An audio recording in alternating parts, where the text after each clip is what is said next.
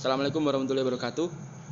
Saya Rizky Relo Prayogi dari kelas TBI 1 dengan NIM T2019-6013 akan menerangkan tentang fikih masjid.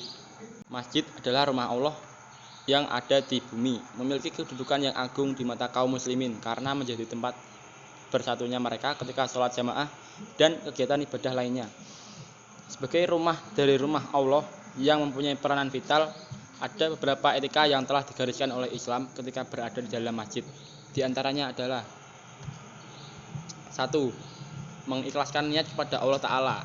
Maksudnya, seseorang yang ingin ke masjid hendaklah mengikhlaskan niatnya semata-mata karena Allah Ta'ala, sehingga Allah juga menerima ibadah yang dia lakukan di dalam masjid. Hendaknya seseorang yang ke masjid itu untuk menunaikan kewajiban seorang hamba kepada Sang Pencipta, yaitu beribadah, tanpa ada tujuan lain seperti ingin dipuji ataupun mencari perhatian masyarakat semata.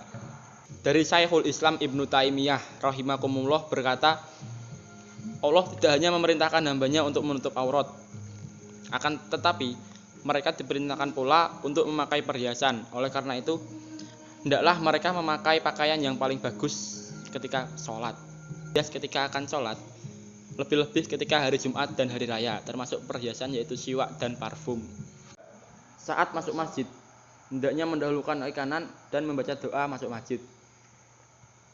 Jadi, seseorang yang akan masuk dalam masjid dianjurkan mendahulukan kaki kanan, lalu berdoa, Allahumma ftahli abwaba rahmatik, yang artinya, ya Allah, bukakanlah bagiku pintu-pintu rahmatmu.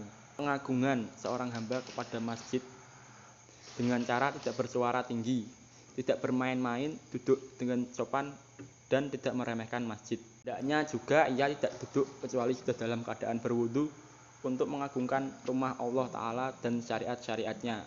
Yang kelima, menunggu ditegakkannya sholat dengan berzikir. Imam Ibnu Qudamah berkata, setelah sholat 2 rakaat, hendaknya orang yang sholat untuk duduk menghadap kiblat dengan menyibukkan diri berzikir kepada Allah, berdoa, membaca Al-Quran atau diam, dan janganlah ia membicarakan masalah duniawinya. Sabda Rasulullah SAW, apabila seseorang memasuki masjid, maka dia dihitung dalam sholat selama sholat tersebut yang menahannya di dalam masjid. Dan para malaikat berdoa kepada salah seorang di antara kalian selama dia berada pada tempat sholatnya. Mereka mengatakan, ya Allah, curahkanlah rahmat kepadanya, ya Allah. Ampunilah dirinya selama dia tidak menyakiti orang lain dan tidak berhadas. Tidak hanya etika baik saja yang harus ditaati, namun ada juga etika buruk yang harus dijauhi saat berada di dalam masjid, seperti larangan menghias masjid.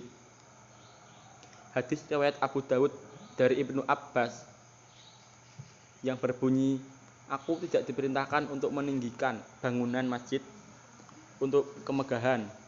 Ibnu Abbas berkata, sungguh-sungguh kalian akan menghiasnya sebagaimana Yahudi dan Nasrani menghias tempat peribadatan mereka. Lalu ada pula hadis dari Abu Dawud, An-Nasai dan Ibnu Majah yang berbunyi, tidak datang hari kiamat hingga manusia berbangga-bangga bermegah-megahan dengan masjid-masjid. Lalu ada larangan jual beli di dalam masjid. Segala macam bentuk jual beli di dalam masjid itu terlarang. Menurut Syekh Ibnu Utsaimin, barang siapa yang melakukan jual beli di dalam masjid, maka akad itu tidak sah dan batal.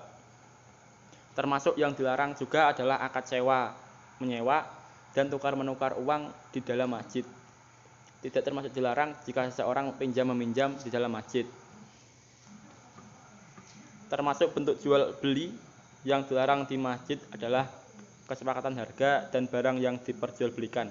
Meski barangnya tidak ada di dalam masjid dan uangnya juga belum dibayarkan, itu tetap dilarang jika dilakukan dalam masjid. Contohnya, seseorang berkata, apa engkau punya barang ini dengan ciri-ciri seperti ini? Orang yang ditanya menjawab, ya. Kemudian yang bertanya tadi berkata, bagaimana kalau saya beli seharga ini? Nah, hal itu termasuk hal yang dilarang dilakukan di dalam masjid. Lalu ada larangan lewat di depan orang sholat. Rasulullah Shallallahu Alaihi Wasallam bersabda, seandainya orang yang lewat di depan orang sholat mengetahui dosa yang ditanggungnya, niscaya ia memilih untuk berhenti selama 40 tahun. Itu lebih baik baginya daripada lewat di depan orang yang sedang sholat. Yang terlarang adalah lewat di depan orang yang sholat sendirian atau di depan imam. Adapun jika lewat di depan makmum, maka tidak mengapa. Hal ini didasari oleh perbuatan Ibnu Abbas. Ketika beliau menginjak balik, beliau pernah lewat di sela-sela syaf jamaah yang diimami oleh Rasulullah dengan menunggangi keledai betina, lalu turun melepaskan keledainya, baru kemudian beliau bergabung dalam syaf. Dan tidak ada seorang pun yang mengingkari perbuatan tersebut. Namun demikian, sebaiknya memilih jalan lain agar tidak lewat di depan syaf makmum. Lalu ada larangan menanyakan barang hilang di masjid. Dan jika kalian melihat seseorang yang menanyakan barang yang hilang di dalam masjid, maka ucapkanlah, semoga Allah tidak mengembalikan barangmu yang hilang itu. Hadis riwayat Tirmizi dan An-Nasa'i. Jika ada keperluan untuk mengumumkan atau menyampaikan info tentang barang yang hilang, seharusnya itu dilakukan di luar masjid, bukan dalam masjid. Lalu ada menjaga dari ucapan jorok dan tidak layak di dalam masjid. Karena masjid adalah tempat yang diagungkan oleh seluruh umat muslim, maka haram hukumnya jika mengucapkan kata-kata kotor dan tidak pantas di dalam masjid. Sekian dari saya. Bila ada salah kata, mohon maaf. Wassalamualaikum warahmatullahi wabarakatuh.